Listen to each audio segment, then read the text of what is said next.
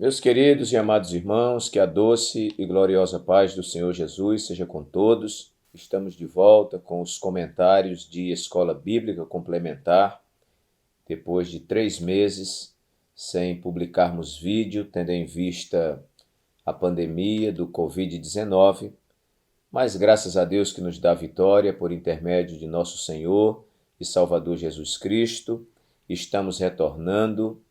E domingo, dia 4/10/2020, nós estaremos estudando então a primeira lição, que é o livro de Jó. A primeira lição que está contida neste conjunto maior de lições está aqui, vou aproximar da câmera. Então, a lição será a fragilidade humana e a soberania divina, o sofrimento e a restauração de Jó. Esta lição nós temos o prazer de desfrutar dela, lição comentada pelo pastor José Gonçalves, que é escritor, conferencista, membro da Comissão de Apologética da CGADB e líder da Assembleia de Deus em Água Branca, Piauí. Então, com muita satisfação, nós vamos estar comentando esta lição. Para você que é novo neste canal, que não conhecia este canal é denominado Escola Bíblica Complementar e nós temos o cuidado de todas as lições trazermos para os irmãos 10 tópicos cuja finalidade é enriquecer o que você já tem adquirido da lição. Por isso, Escola Bíblica Complementar. Antes de iniciar o comentário, meus irmãos, eu quero me solidarizar com muitos irmãos, muitas famílias que perderam entes queridos. Eu sou pastor de uma igreja também e nós sentimos o impacto aqui na igreja onde eu dirijo, aqui no estado de Alagoas. Perdemos pastores, evangelistas, presbíteros, auxiliares de trabalho, maestros de coral.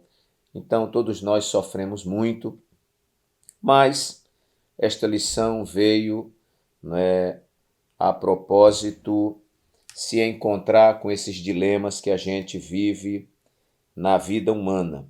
Então, nossa lição vai tratar sobre a fragilidade humana e a soberania divina. Então, eu quero aqui me solidarizar e transmitir a todos esses irmãos que tiveram perdas, transmitir a nossa solidariedade e dizer que Deus conforte o seu coração. E a única palavra que nós podemos dizer para você é que Deus sempre tem razão, Ele nunca erra e Ele sempre está certo. A palavra de Deus diz que todas as coisas cooperam para o bem daqueles que amam a Deus e são chamados segundo o seu propósito. Reverendo Hernandes Dias Lopes, ele diz que Deus não desperdiça crise na vida dos seus filhos.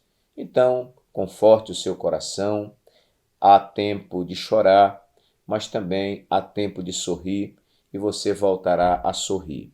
Receba nosso abraço carinhoso, nossa palavra de consolação e que Deus te abençoe muitíssimo. Então, meus irmãos, estaremos estudando hoje a lição sobre o livro de Jó.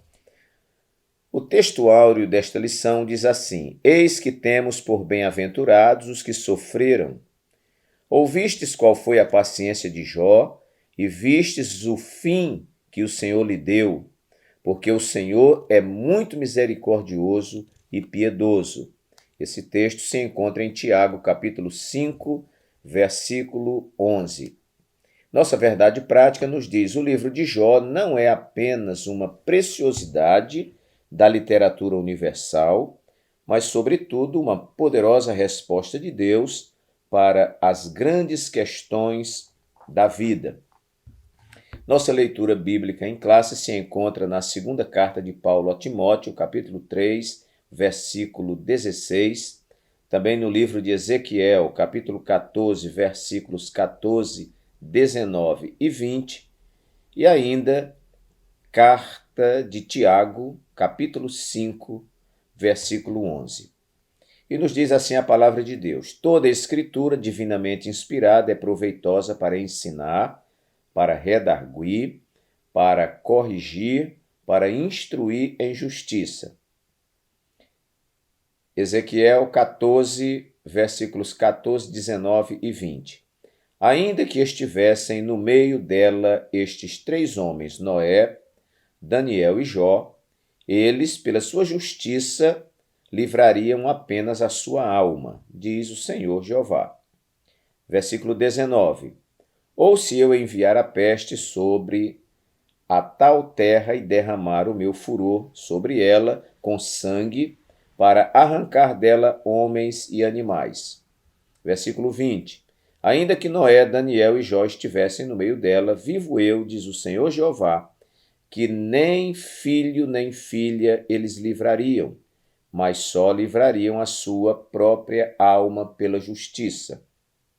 E Tiago 5:11 nos diz: Eis que temos por bem-aventurados os que sofreram. Ouvistes qual foi a paciência de Jó, e vistes o fim que o Senhor lhe deu, porque o Senhor é muito misericordioso e piedoso. Nossa introdução vai dizer que nesse trimestre estudaremos o livro de Jó, uma das obras mais fascinantes da Bíblia. Não há em toda a história bíblica outra obra semelhante. Diferente na sua estrutura, no estilo e, sobretudo, no conteúdo, o livro de Jó demonstra a grandeza de Deus diante da finitude humana.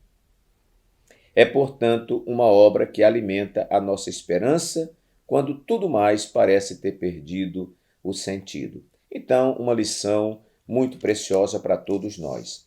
Nós vamos, nesta lição, desfrutar do tópico primeiro, que fala sobre autoria, local e data do livro de Jó, que nós vamos estar lendo aqui, são algumas informações muito importantes. No segundo tópico, estrutura literária do livro de Jó, ainda falando um pouco sobre essa estruturação do livro. E o terceiro tópico, natureza e mensagem do livro de Jó, que praticamente é onde eu vou estar fundamentando os 10 tópicos para complementar o seu estudo. Muito bem, então nós colocamos aqui como primeiro tópico, meus amados, da nossa lição, o livro e sua estrutura, que nós vamos encontrar aqui na própria lição, no tópico primeiro, que vai dizer sobre o autor do livro de Jó. Quem escreveu o livro de Jó é motivo de longos debates. Nós não temos uma opinião formada quem escreveu este livro. As opiniões passam por Moisés, Eliú, Salomão, Ezequias, Isaías e até mesmo Esdras. Afirmam ser ele a produção de vários autores, é uma outra corrente. E em diferentes épocas, como se ele fosse uma composição, né, de vários episódios. Ok. Entretanto, vem o nosso posicionamento, né? O cristianismo histórico e conservador não tem o livro de Jó como uma ficção religiosa. O livro de Jó não é um conto, não é uma ilustração. O livro de Jó foi um fato que aconteceu historicamente. Mas nós temos este livro como uma narrativa poética, que é o seu estilo, né? Inspirada por Deus e redigida por um único autor. Não sabemos quem. A própria Bíblia não apresenta indicações do autor do livro, mas o fato é que o autor conhecia a forma poética e nela expressou a maior parte do livro. Subtópico 2. A pessoa histórica de Jó. A Bíblia mesmo atesta que Jó foi uma pessoa histórica. Nós vamos ver o profeta Ezequiel confirmando que ele de fato foi uma pessoa real, correlacionando ao lado de Noé e Daniel. Foram esses textos que nós lemos. Então, quando o profeta fala dele, não fala como uma figura mitológica ou como uma figura ilustrativa apenas da poesia pela poesia, mas uma figura que realmente existiu historicamente falando. Você vai ver lá isso em Ezequiel 14:14. Tiago, por exemplo, atesta a realidade histórica do principal personagem do livro, né? Nós vemos aqui, que nós lemos na nossa leitura oficial e no texto áureo, Tiago falando isso. Também destaca a perseverança de Jó, para nós copiarmos como um exemplo. Qual era a terra de Jó, onde ele morava? A Bíblia vai dizer que ele era de Ur-Uz, da terra de Uz, né? Cuidado para não confundir com Ur dos caldeus, que era de Abraão. Uz, terra de Uz, conforme Jó, capítulo 1 e versículo 1. Como Jó, Uz era também uma terra real. Os comentaristas situam Uz ao sul de Edom e a oeste do deserto da Arábia, se estendendo a leste, indo até a Babilônia. Ok, a época de Jó. Que época Jó viveu, etc. A maioria dos comentaristas situa os fatos narrados no livro de Jó dentro do período patriarcal, período de Abraão, Isaque e Jacó. Percebemos que o sacerdócio como uma instituição ainda não existia. Jó oferecia sacrifício pelos seus filhos, né? E também nós vamos ver aqui que este livro ele tem uma mescla, né, de poesia e de prosa. Então veja bem, o leitor que deseja ler o livro de Jó precisa dar-se conta de que diante dele há uma obra de natureza poética. Isso não torna o livro de Jó menos inspirado do que outros da Bíblia, mas revela que ele pertence a um diferente gênero literário. É como você lê Cantares, você lê Eclesiastes, você lê Salmos, são livros poéticos, né? Jó também. O texto é uma combinação de prosa, poesia e prosa, nesta ordem. Uma prosa nos primeiros capítulos, uma longa poesia no meio, mas uma prosa no último capítulo. O livro é organizado, primeiro, um monólogo feito por Jó, 3 ciclos de diálogo, aí vai entrar pessoas, né, que nós vamos ver os amigos de Jó dialogando com ele. Os amigos Elifaz, Bildade e Zofar. 4 outros discursos de um quarto amigo jovem, que é o Eliú, seguido de uma revelação de Deus, onde ele manifesta o seu poder e graça. E o livro também, irmãos, estruturalmente falando, ele tem uma abundância muito grande de figuras de linguagens. Então, nem tudo que a gente vê na poesia é literal, né? A poesia ela tem essa liberdade de dar também uma enfeitada, né? Mas não que os fatos não sejam verídicos, né? O livro é um livro histórico, é um livro inspirado pelo Espírito Santo. Muito bem, me desculpem esse tempo de leitura, porque são informações, né, que não dá para a gente ficar com isso tudo decorado. Então, nós estamos informando aqui, e o meu primeiro ponto, acho que seja importante você apresentar para a classe a estruturação do livro. Ponto. Agora vamos para o que eu acho mais interessante, que é a aplicabilidade, não é, da lição. A lição não pode ser ministrada se ela não tiver uma aplicação prática, contextualizada para os nossos dias. Então, queridos, como a lição trata sobre o livro de Jó, o meu segundo ponto é um livro, Jó é um livro que trata do drama real da vida humana. Ainda hoje, numa pregação na igreja, eu falei, a igreja está numa batalha espiritual, numa luta. Por isso que Paulo vai escrever aos Efésios e vai dizer, a nossa luta não é contra a carne, nem contra o sangue, mas sim contra os principados, contra as potestades, contra os príncipes das trevas deste século, contra as hostes espirituais da maldade nos lugares celestiais. A igreja não está em um estado glorificado, mas ela é tratada como igreja militante, como uma igreja que peregrina aqui na terra, queimada pelo sol da tribulação. Então este livro vai mostrar o drama real da vida humana, e até de forma maximizada, porque Jó, o sofrimento dele, a gente olha e parece um sofrimento impossível para um ser humano, mas ele está ali como um referencial, como um paradigma. E estas coisas foram escritas, diz a Bíblia, para que nos trouxessem lições para o dia atual. Então, não foi só Jó que viveu drama na vida dele, mas eu vivo dramas e você vive drama. O membro vive drama, não é? O pastor da igreja vive dramas na sua vida, o missionário vive dramas na sua vida, A isto nós denominamos a batalha, a nossa luta aqui na terra. Nós não estamos nos céus, nós estamos na terra, lutando contra a própria carne, lutando contra o diabo, lutando contra o mundo com seu sistema diabólico. Então, uma batalha tremenda na vida cristã. E todos nós somos acometidos. Quantas pessoas que chegaram no seu limite nessa pandemia? Eu tenho dito à igreja, eu falei no início, no mês de março, quando estava despontando a pandemia e tal, eu disse à igreja, eu quero ver qual é a igreja que vai sair do outro lado da pandemia. Porque esta pandemia vai ser como uma peneira. Uma irmã hoje pela manhã, ministrando na escola dominical, ela disse assim que a videira foi balançada. Vamos ver os frutos que vão permanecer e os frutos que vão cair.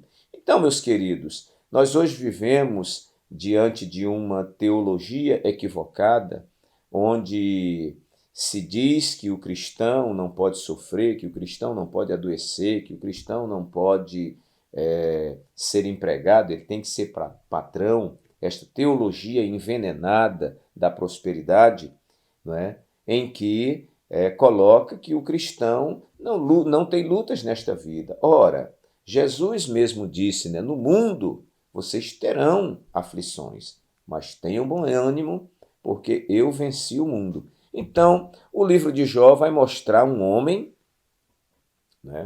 que era rico, era respeitado, era forte no Oriente e, passando por uma prova divina, ele vem a perder tudo e ele vai sofrer, ele vai chorar, ele vai adoecer, ele vai ser abandonado pelos amigos, lutas que nós também padecemos hoje. Então o livro mostra o drama real da vida humana. Na interação com o professor está escrito assim, há coisas que acontecem na vida do crente que inevitavelmente levam-o a fazer perguntas que traduzem a angústia da alma. Se Deus é justo e amoroso, por que permite que um justo sofra tanto? É a grande pergunta, o grande dilema, do ser humano. Mas nós vamos estudando e vamos vendo algumas coisas aqui interessantes. Vamos caminhar. O terceiro tópico que eu coloquei aqui na lição é que o livro apresenta as bases de Jó. Sublinhe esta palavra, bases de Jó. Ele era antes de ter. Então a frase é, o livro apresenta as bases de Jó. 2 pontos. Ele era antes de ter. Quando nós começamos o livro de Jó, nós vamos ver que no início do livro de Jó há um grande segredo. Vai dizer, olha, versão NVI, na terra de Uz vivia um homem chamado Jó. Era um homem, ele era homem íntegro e justo. Ele temia a Deus e evitava fazer o mal. Em outra versão dizia, ele desviava-se do mal. Versículo 2 vai dizer o que ele tinha. Tinha 7 filhos e 3 filhas, e possuía 7.000 ovelhas, 3.000 camelos, 500 juntas de boi e 500 jumentos, e tinha muita gente a seu serviço. Era o homem mais rico do Oriente. Mas o que eu quero destacar é que Jó era antes de ter. O mais importante não é o que eu tenho, não é o que você tem, não é o que o outro tem. O importante é o que nós somos na nossa essência. E Jó era um homem temente a Deus, um homem que se desviava do mal, um homem espiritual, um homem temente a Deus. Isto são bases. Quantas pessoas estão firmadas naquilo que ela tem? Se firmam naquilo que tem e são valorizadas pelas pessoas pelo que ela tem. Mas nós sabemos que o importante não é o ter, mas é o ser. Aquilo que Shakespeare falava, Ser ou não ser, eis a questão, Então, isso é que é importante. Então, aqui nós vemos as bases do livro de Jó. Primeiro é importante que você seja. E depois nós vamos analisar aquilo que você tem. E ser é quando você está em Cristo Jesus. Glória a Deus. Quarto ponto. O livro mostra que o silêncio de Deus não implica que ele não esteja agindo, né? Então, meus queridos, a gente vai ver isso no livro de Jó. Nós vemos um diálogo, eu que estou lendo a Bíblia, né, e que já sei o começo, o meio e o fim, é bastante tranquilo. Mas Jó, ele desconhece o diálogo que Deus está tendo com Satanás, e Satanás dizendo que Jó só é crente porque Jó tem muita coisa, que Jó só é crente porque Jó tem saúde e tudo mais, e querendo destruir Jó.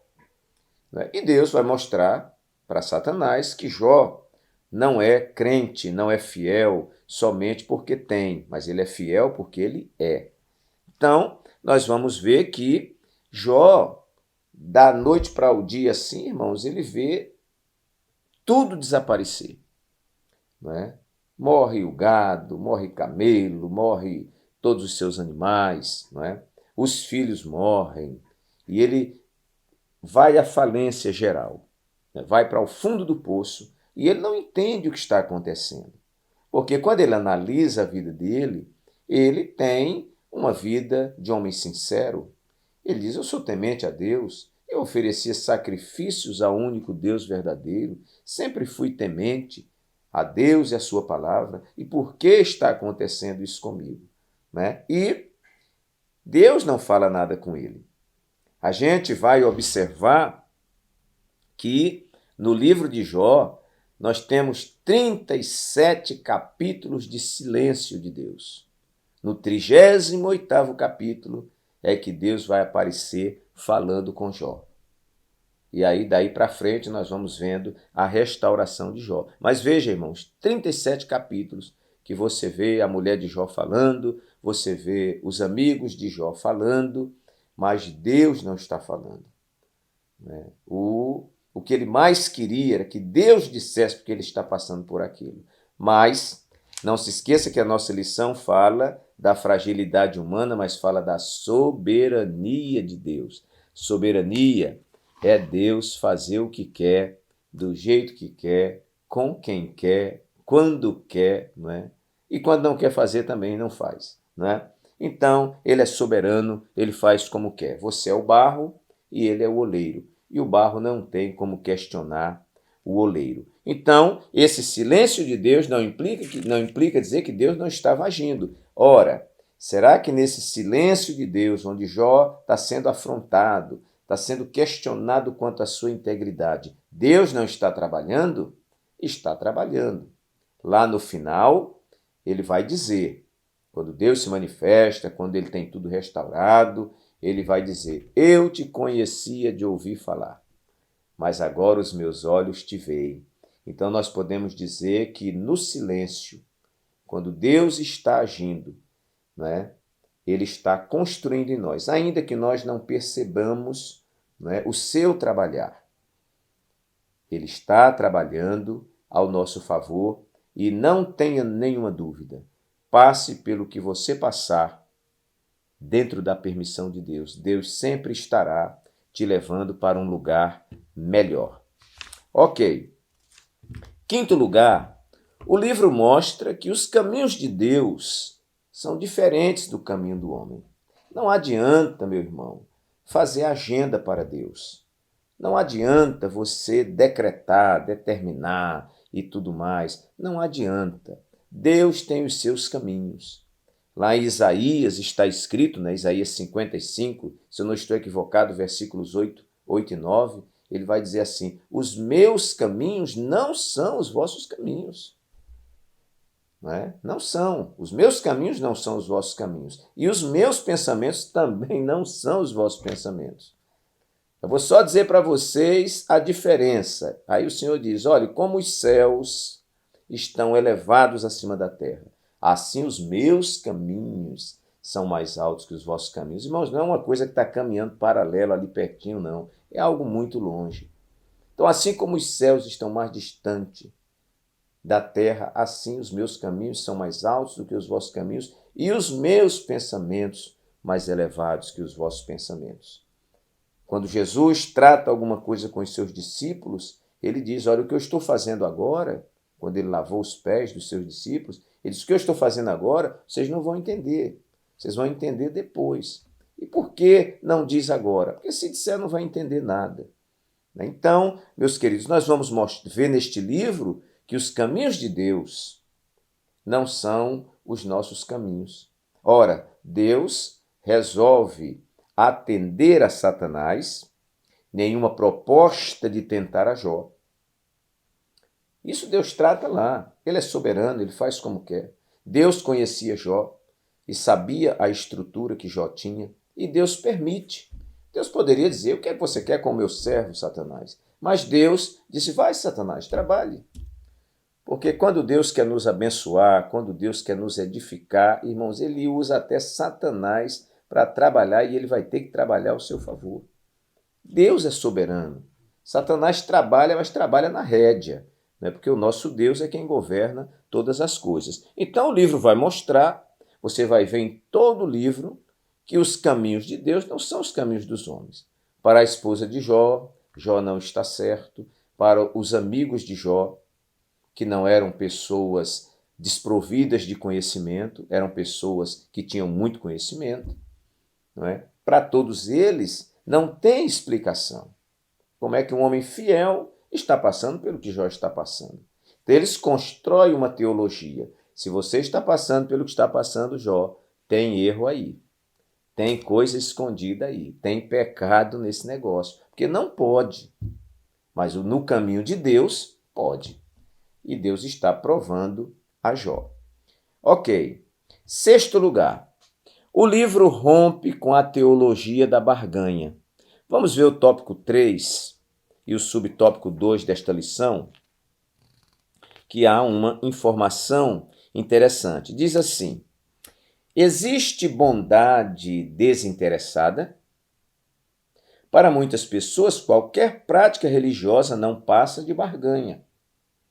Essa era também a tese do diabo.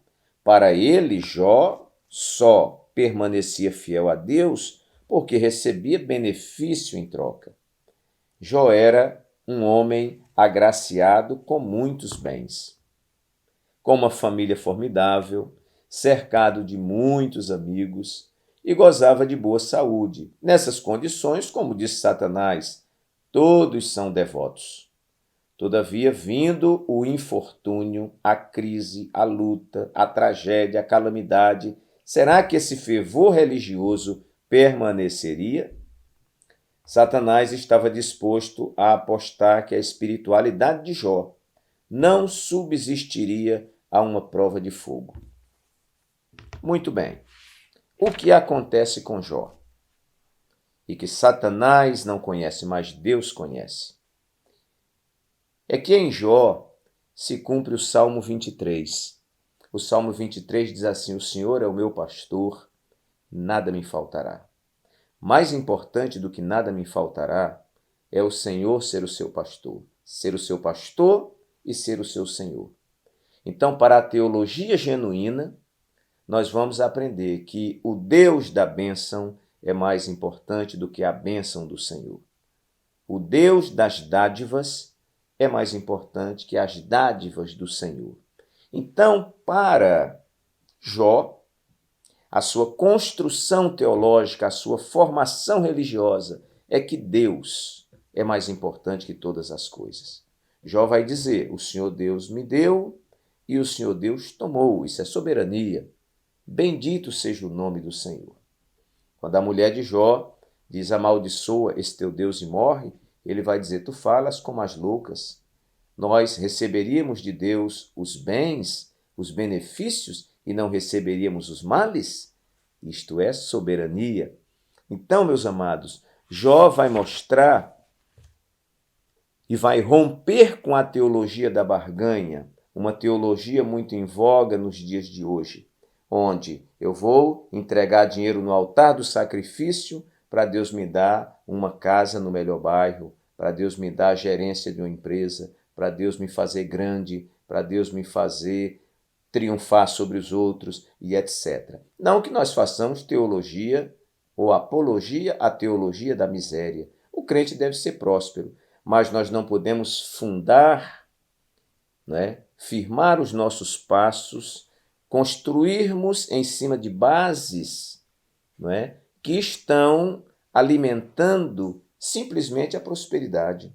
Porque quando a prosperidade vai embora, eu perco a minha fé, Deus não serve para mais nada. Então, é melhor ter o Senhor como seu pastor, como seu Senhor. E, consequentemente, nada nos faltará.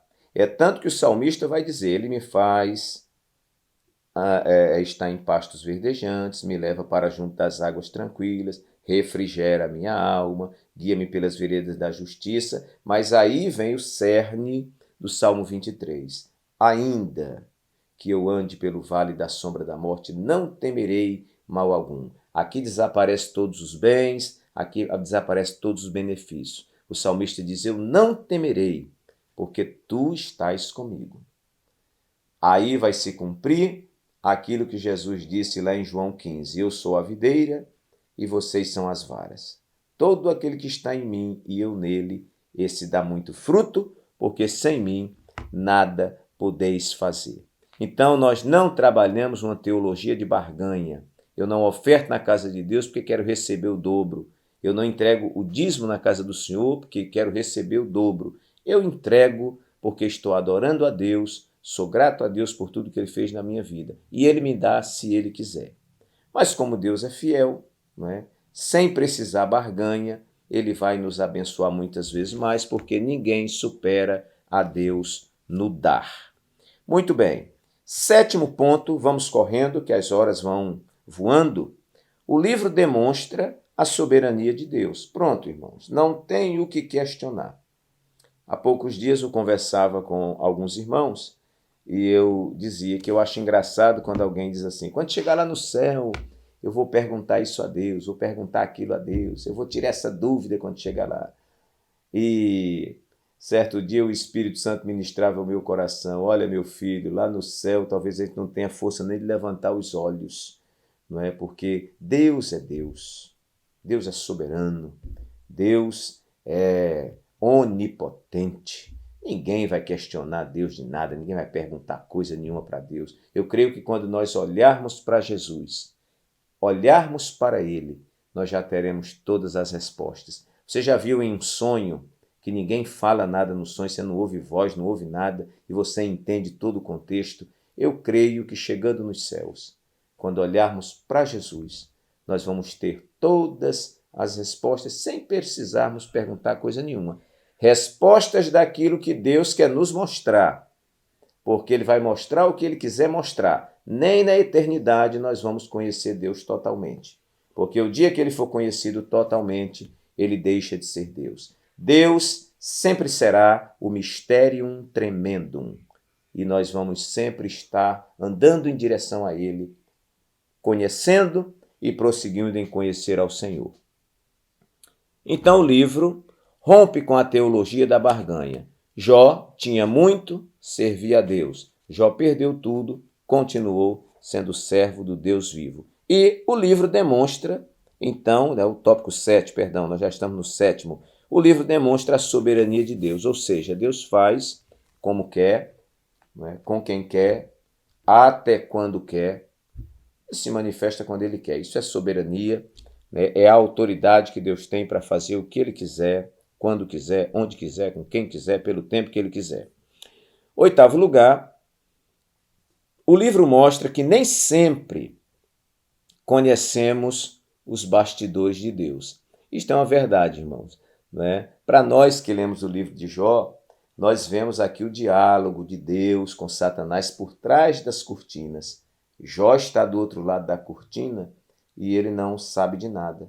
Então, muitas vezes, Deus está trabalhando em nossa vida e nós não conhecemos os bastidores de Deus. Eu disse na igreja há poucos dias, eu disse, olhe, Deus não está preparando nada para ninguém. A igreja fez, oh. Falei, Deus não está preparando nada para ninguém. Deus já tem tudo preparado. O Cordeiro morreu antes da fundação do mundo.